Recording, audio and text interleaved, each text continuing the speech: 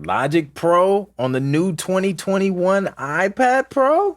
I don't know. Let's talk about it.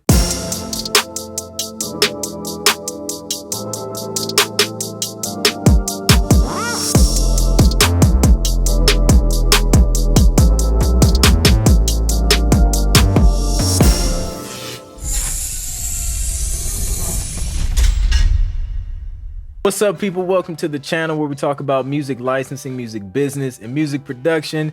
If you love any of the previously mentioned, be sure to subscribe so you can stay up to date on all my latest content. Now, we're coming up on that season where Apple may or may not have an event in March. During these events in March, they usually announce some type of product upgrade, new product, new software, iOS, OS, something. I'm hoping for something while we sitting at home. We ain't doing nothing, working at home. Like, I would like to watch something Apple related. Anyways, there's been rumors that Apple is going to maybe release some pro apps on their pro iPads. I don't know if they're going to do it on the regular iPads or not, but with these new chips coming out and people wanting pro apps on pro devices, it only seems right that, 2021 should be the year to make it happen. So as a producer, I use Logic Pro. That's like my go-to DAW for music production. Occasionally I'll go into Pro Tools for some vocal cutting and editing, but for the most part, Logic Pro is where everything is happening.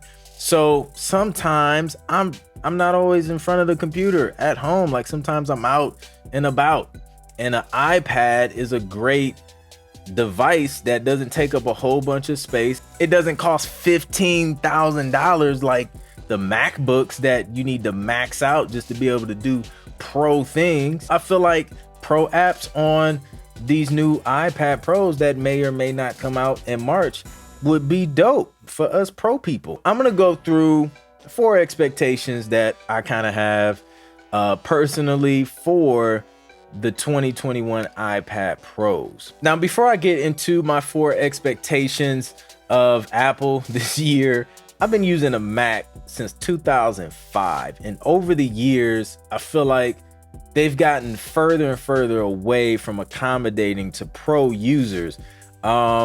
I feel like they're kind of getting back to that, but for whatever reason, it's just like moving at a super slow rate.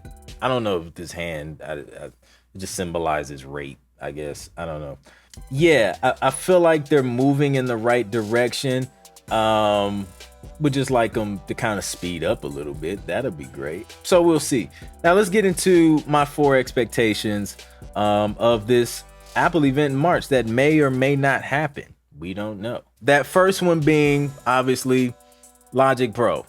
Just give me some type of Logic Pro on an iPad Pro and I would be happy. Like, I'm not even asking. It would be dope if they did it, but I'm not even asking for the full blown out version of Logic that you get on a Mac. I'm just asking for something that resembles Logic, not GarageBand, because there's just not enough features in GarageBand, and GarageBand is a great place to start, right? But once you work in Logic and then you try and go to GarageBand, you're just like, yo, where are like the other 500 features that I get in Logic? At least give me some stock plugins, the same plugins that are in the stock Logic on the Mac, to where I can start my production process and even sequence just how I would sequence in Logic on the Mac, and just allow me to do that to where I can at least get to the point where everything is structured, formatted. All I have to do is airdrop it to my Mac and then switch out whatever plugins that may be CPU or RAM intensive, maybe add some extra little elements. But for the most part, I would like to be able to at least 90% produce a track on the iPad in some version of Logic. Like, I think that would be dope and portable. Right now, if I'm producing something on an iPad, I'm using Beatmaker 3, which I honestly haven't opened in like the last 6 months or so, because it's not a bad DAW, it's not Logic, and I'm used to Logic, the workflow in Logic, When I go to Beatmaker, my workflow kind of changes a little bit and I have to do some extra stuff just to get the files. And then I end up still doing most of the work in Logic. So I'm just like, yo, like, what's the point? Having a version of Logic Pro on the iPad would be my #1 expectation. #2, actually, this one should be #1 because without this one, the first one that I said probably won't be possible. #2 would be an increase in RAM capacity. I feel like if you're going to throw some pro apps on there, you might need to up the RAM capacity on the iPad Pros so that they can handle whatever they need to handle. My third expectation would be Final Cut Pro. I use Final Cut Pro for my video editing, so naturally that would be nice to have on an iPad as well. Again, it just goes back to convenience. Like if I'm traveling, I'm sitting in a car for hours, I may be taking a trip back home to Ohio. That's like a 10-11 hour drive. Like I can be editing a video on the iPad right there in the car. I've edited on LumaFusion, which is honestly a pretty good editing app. But there's some transitional things. There's some things that I have in Final Cut Pro on the Mac that I can't transfer over to LumaFusion. So again, I end up back on my computer again doing the bulk of the work. I just hit my knuckle. I don't know if you heard it, but it didn't hurt. My fourth and final expectation for the new iPad Pros, which honestly, this has nothing to do with Apple. This is more so a developer third-party thing, is I think it would be kind of dope to see some Waves and some Slate Digital plugins compatible for iOS. I think that would be kind of dope.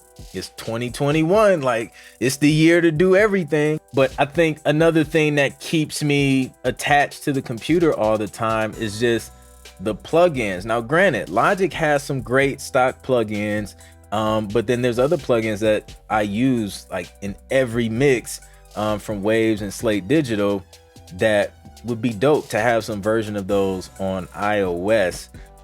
That would definitely change my workflow personally, and just make things a lot easier to have that compatibility between both devices. So again, it's not really an Apple thing, that's more so on them, but just a thought. At the end of the day, I don't know what's taking them so long to make this possible. It's just like, yo, you have a market of pro users using your pro computers and your pro iPads and all these pro devices, but then your pro apps aren't compatible with the pro mobile devices. It's just like there's not even a version, an iOS version of your pro apps. GarageBand is not pro. Like it's GarageBand. I know you can do it, Apple. I know you, I believe in you. But for whatever reason, you guys have not done it yet. Why? So I'm hoping, my expectation is that this year would be the year that Apple branches out and again, get with the future, which is actually now, and create these pro apps for, you know, their pro devices, their pro mobile devices.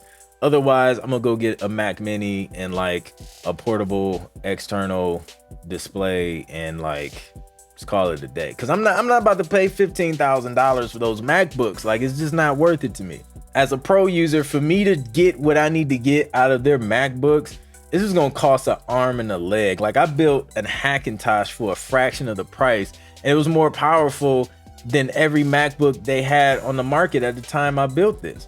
So I'm not gonna pay for it, but I will pay for a nice iPad Pro that can run Logic Pro and Final Cut Pro. That's worth it to me because I use an iPad for other stuff as well. So Apple, like, come on, come through for your pro users out here. Like we've been struggling. We've been using other people's stuff because you ain't make it for us. I don't know. That's my little rant. What are your expectations? What would you like to see? Would you like to see an Apple event in March? And if you do see an Apple event in March, what would you like to see? Products, upgrades, software, things? Just let me know in the comments and then we'll just chop it up about Apple stuff. So enough about my what I hope Apple would do rant. Hopefully you liked the video. If you did, please be sure to like, share, and subscribe. and I'll catch you guys on the next one. Peace.